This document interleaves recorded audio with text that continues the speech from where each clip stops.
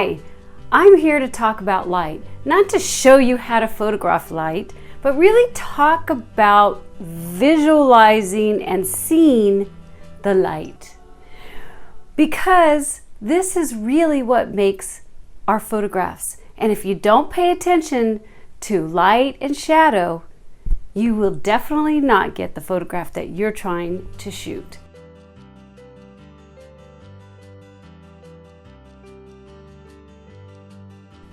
Hi, I'm Janice Sullivan from Sullivan J Photography, and this is our place where we talk about macro and landscape photography, post-processing, equipment, behind the scenes, you name it, and we will chat about it. So let's get on with the lighting series. I have an amazing show called the Macro Chat Live Show, Macro Photography Chat Live Show, and if you haven't seen it, you've got to. I've got amazing guests joining my show once a month. I'm super honored. You'll have a blast and learn so much. Well, one of the segments, when I don't have a photographer guest, I actually do tutorials and fun little videos. And one of the segments was about light.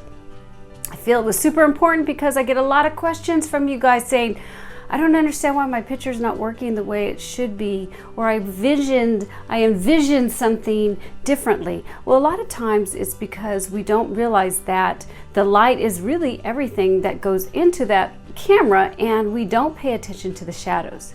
Shadows is everything.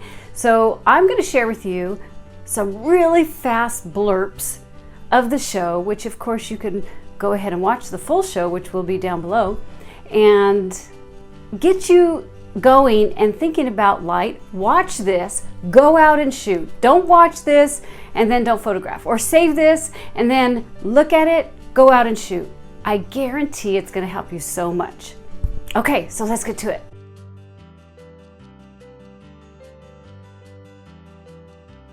So what we're going to do now is we're just going to go ahead and go out into the yard.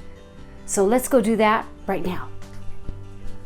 So let's take a walk in my garden and just look how light hits. Side lighting.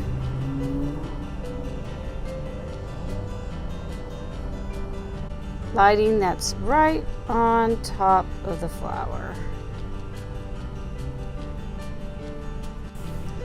Now let's look at this lighting. You can see that this level is the light's hitting it, and it's kind of giving it a flat look. But then if I go over here and see the dimensions and the shadows that are happening here, that changes the look of what we're seeing. So you may want something soft with no light, and you may want something really dramatic with light.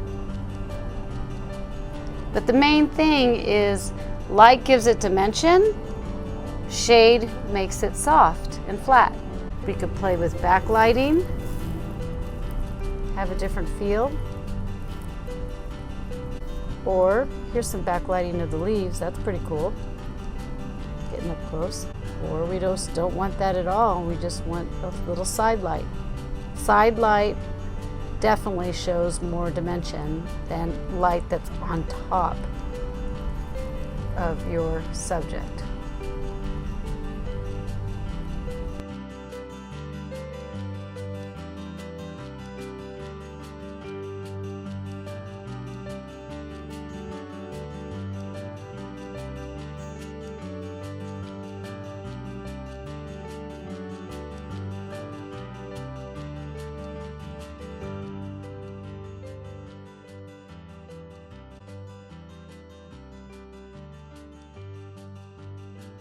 All right, now we're gonna go take a drive. We're gonna go into a place where we have to use outside source light because the wind is absolutely crazy. So let's go look at that right now. Let's go take a drive. We're looking at natural light, but it's super windy. I might have to put a flash on even though I wanted to focus on natural light. Now when you're outdoors and you want natural light but the wind's going, you have to pop a flash. You can do it, and you can do it several ways. You can pop a flash to the side of the subject or straight on top like I'm doing here. Working with your lighting conditions and not getting frustrated because it's not the light that you want will really help your creativity. Open the mind to light. So when it's blowing crazy and you just can't get that shot, a flash strobe light, something that will boop real quick, will stop that action. And there's Coco.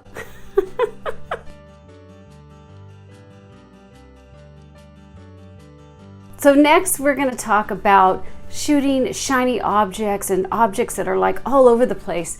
And you cannot just have the light on it because you'll get all those little white specks, everywhere. And yes, it is not the best video when it comes to me being in focus, but the information's good. So if you write down below, hey, how come you're blurry? It happens. But the information is really good, so check it out. The reason why strobes and monolights are easier is that you can position your lights, and within that light, you can make it more intense or less intense. Whereas a continuous light, you need to add, say, this light compared to this light if you want more lighting. But you can see I have the one light because one side of the coin has shadows. Let me go ahead and put on the other light. You're using a tent also because you don't, just like pearls, the light needs to be all over the place. It can't just go straight into these reflective objects. It's just going to show everything. So let's go ahead and put the other light on. I don't know if you noticed, but watch. Went this way. You see the shadow? Now I'm moving it off and the shadow's kind of going away. So let's go back farther. See the shadow? There's another new shadow. So you just start maneuvering until you really like what you see. I like this.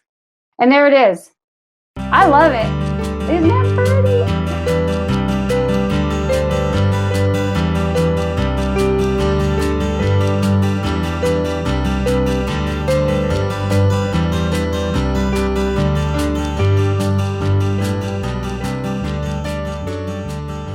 I also would love for you guys to give me a thumbs up if you liked it. And if you didn't, how about just tell me in the comments what you would like, and maybe I'll make a video for you.